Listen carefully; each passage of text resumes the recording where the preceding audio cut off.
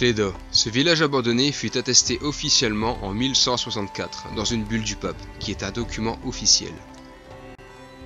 Il fut pendant des années un relais pour voyageurs et pèlerins venus du centre et de la Haute-Corrèze jusqu'en 1954, pour célébrer les vertus de la source Sainte-Magdalène, qui était de guérir les maladies de peau et les plaies.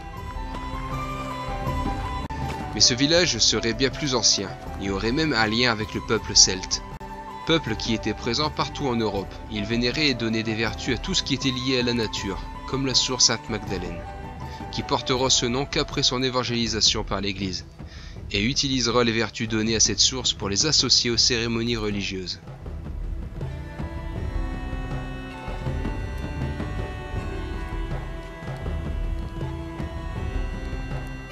Isolés et abandonnés dans l'immensité de cette forêt, les derniers habitants quittent le village en 1963.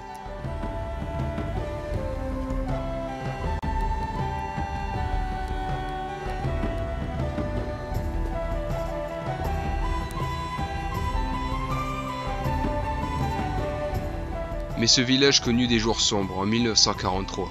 La colonne allemande venue déloger les maquisards et incendier le hameau des Bordes sont passés par Cléda et ont dévalé sur le hameau des Bordes par le rocher de Cléda.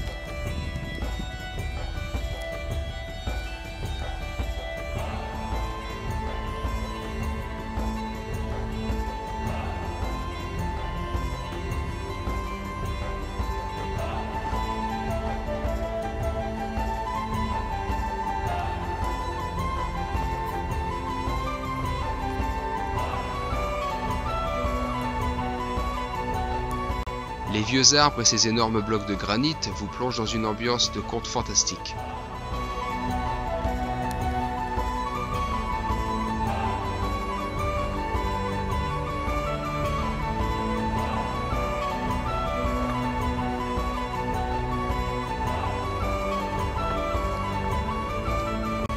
Tous ces immenses blocs sont issus d'une érosion de plusieurs milliers d'années.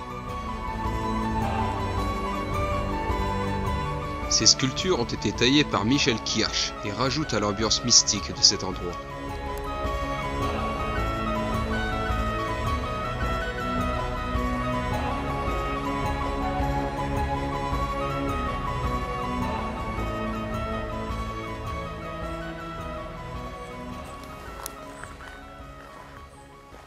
En 2001, l'association Renaissance des Vieilles Pierres commence la restauration de la chapelle. Et au fil des années, la chaumière et le four à pain. Désormais, il y est organisé des animations liées à la nature, comme l'initiation à la permaculture.